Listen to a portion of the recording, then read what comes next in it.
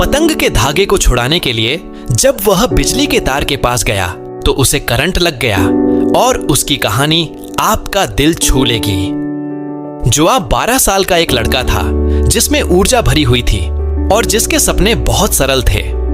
दोस्तों के साथ खेलना, खेतों में दौड़ना और शाम के समय पतंग उड़ाना, यही उसकी सबसे बड़ी खुशियां थीं। उसे चेहरे पर हवा का एहसास और पतंग को आसमान में ऊंचा उड़ते देखने का आनंद बेहद पसंद था।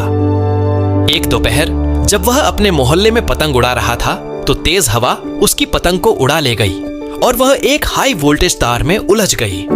बिना सोचे समझे उसने पतंग निकालने की कोशिश की ताकि वह खो न जाए, लेकिन जैसे ही उसने तार को छुआ उसे जोरदार बिजली का झटका लगा।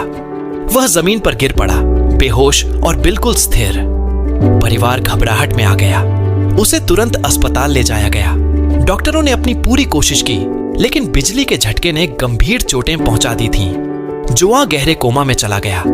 उसका शरीर जलने के निशानों और टूटे हुए हड्डियों से भरा था।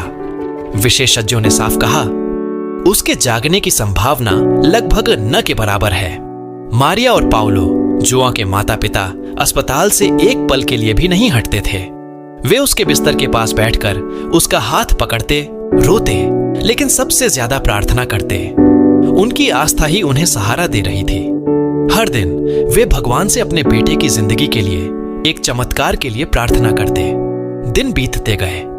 दोस्त, पड़ोसी और चर्च की समुदाय भी प्रार्थना में शामिल हो गए, दिल में आशा और विश्वास लिए।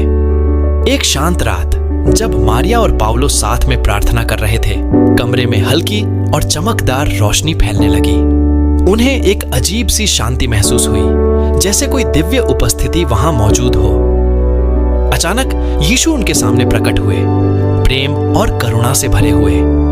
वे जोआ के पास आए और बड़े स्नेह से उसके घायल माथे और सीने को छू लिया। धीरे धीरे जोआ ने अपनी उंगलियां हिलाना शुरू किया। उसकी आंखें खुली, जीवन और उम्मीद से भरी हुई। उसका दर्द गायब हो गया, जलन के निशान मिट गए और हड्डियां ठीक हो गईं। जब डॉक्टर जांच के लिए आए तो वे इस चमत्कारी सुधार को देखकर हैरान रह गए। जोआ ने अपने माता पिता की तरफ मुस्कुराते हुए देखा और वे खुशी और कृतज्ञता के आंसुओं को रोक नहीं पाए।